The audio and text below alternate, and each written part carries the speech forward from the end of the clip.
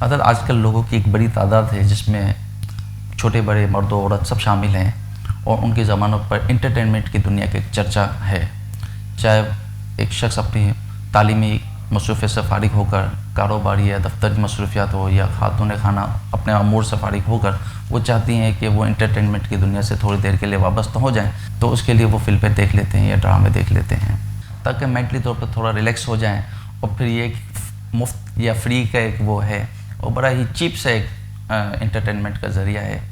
تو کیا شریعت کی روشنی میں کوئی ایسی سہولت یا کوئی ایسی رعایت دی گئی ہے کہ اس انٹرٹینمنٹ کو اویل کیا جائے؟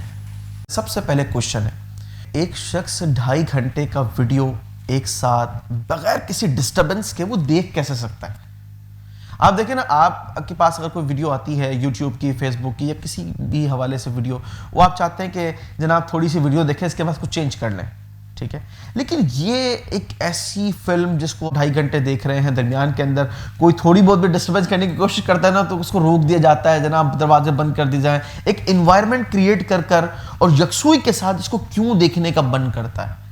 اس کے اندر اصل میں وہ بہت سی چیزیں ہوتی ہیں جو شاید ہمارے لیے کچھ نئی ہوتی ہیں، اور جو لوگ اس کو تیار کرتے ہیں وہ بھی اس حوالے سے پری پلان یہ کام کرتے ہیں کہ انسان کے نفس کی خواہش کے 100% عین مطابق ہو، چاہے اس کے نتائج کیسی برآمد کیوں نہ ہو۔ مثال کے طور پر ایک شخص نے کسی کا مرڈر کر دیا، قتل کر دیا اس کو، اور بیسیکلی اس نے ایک فلم ایک سین دیکھا تھا کہ کسی ہیرو نے کسی ویلن کو بڑی زبردست طریقے سے پلاننگ کے ساتھ فائر کر کے قتل کر دیا اس کا۔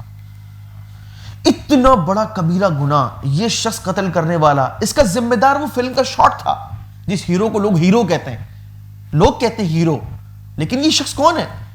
یہ تو قاتل کا ٹرینر ہے ایک طرح سے۔ ایک ڈرامے کے اندر سین دیکھا گیا، ایک خاتون اپنے شوہر سے کہتی مجھے طلاق چاہیے، طلاق چاہیے، طلاق چاہیے، سیریل چلتی رہتی ہے، اینڈ ہو جاتا ہے وہ ڈرامہ، پتہ چلا ایک گھر ٹوٹ گیا۔ جناب اس میں اس خاتون نے یا شوہر نے اس ڈرامے کو پراپرلی دیکھا تھا، کیسے لڑائی ہوتی ہے، کیسے جھگڑے کے اندر مزید آگ بھڑکتی ہے، اور کیسے ایک دوسرے کا مطلب جو نا ان کا مقابلہ کیا جاتا ہے، ساس اپنی بہو کے ساتھ، بہو اپنی ساس کے ساتھ، آپس کے اندر فیملی کیسے مطلب فائٹ کرتی ہے، اور وہ ساری چیزوں کو پراپرلی اپلائی کیا جاتا ہے، گھر تباہ ہو جاتے ہیں، دل دور ہو جاتے ہیں، محبتیں دشمنیوں میں بدل جاتی ہیں۔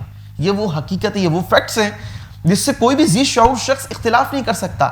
تو یہ لوگ معاشرے کے دوست یا دشمن ہیں؟ آج سستی انٹرٹینمنٹ کے نام پر انہوں نے لوگوں کو کیپچر کر لیا، ہماری فیملیوں کو برباد کر دیا، ہمارے بچوں کے اخلاق کو برباد کر دیا۔ ریپ کیسز آپ دیکھ لیں کتنے زیادہ ہیں۔ تو بات یہ ہے کہ یہ کیا چیزیں ہیں، یہ مثبت ہے یا منفی، اور یہ کیسے کردار ہے؟ اور پھر بے حیائی دیکھیے، ایک عزت دار شخص اپنی فیملی کو وہ لباس جس کو وہ برداشت نہیں کر سکتا وہ فیملی کے ساتھ دیکھ رہا ہے، آدھے لباس۔ یہ ہے ہماری تعلیمات۔ اور پھر الامان والحفیظ، ایک مسلمان کا ایمان داؤ پہ لگا ہوا ہے، وہ کفری کلمات بک رہے ہیں اپنے گانوں کے اندر اور اپنے ڈائلاگ کے اندر، وہ بد اخلاقی کی حدوں کو پار کر رہے ہیں۔ ایک لفظ ہے، میں آپ کو صرف ایک ضمن بس دل تو نہیں چاہتا لیکن سمجھانے کے لیے بات کرنی پڑ رہی ہے، حرام زادہ۔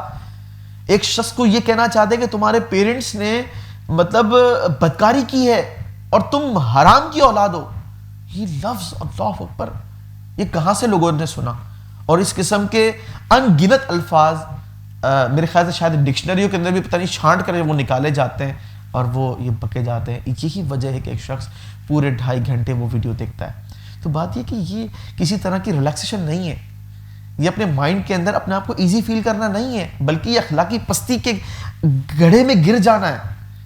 تو ہم کب سوچیں گے؟ اور ایک بات میں آپ کو بتاؤں، جو لوگ اس کام کو پروموٹ کر رہے ہیں بلکہ کر چکے، معاشرہ کیپچر ہو گیا، جس طریقے سے بھی آپ نے بات کی کہ ہماری بڑی تعداد اس کے اندر شکار ہو گئی ہے۔ اللہ تعالیٰ نے قرآن کریم میں فرمایا ان الذین یحبون ان تشیع الفاحشۃ فی الذین آمنوا لہم عذاب علیم فی الدنیا والآخرہ، بلا شبہ وہ لوگ جو مسلمانوں میں، مومنین میں فحاشی کو پھیلانا چاہتے ہیں، ان کے لیے دردناک عذاب ہے دنیا میں بھی اور آخرت کے اندر بھی۔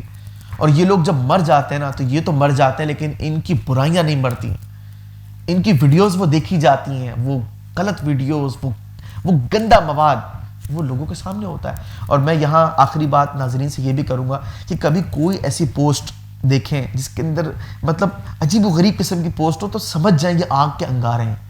یہ آنکھیں جو ہے نا یہ اس لیے اللہ تعالیٰ نے نہیں دی ہمیں. تو ہم دعا کرتے ہیں رب کریم عز و جل کی بارگاہ میں کہ ہمیں بھلائیوں کو پھیلانے والا بنائے, برائیوں کو نہیں. ہمیں پاکیزہ فکر عطا فرمائے, ہمیں اچھی اور عمدہ سوچ عطا فرمائے, ہمیں ہمارا دل نرم کر دے, ہمیں نفس کی پیروی سے اللہ تبارک و تعالیٰ محفوظ فرمائے. تو ہم دارین کی سلامتیاں اور ایک اچھا ماحول اپنے گھر کے اندر جو ہے وہ دیکھنے میں کامیاب ہو سکتے ہیں.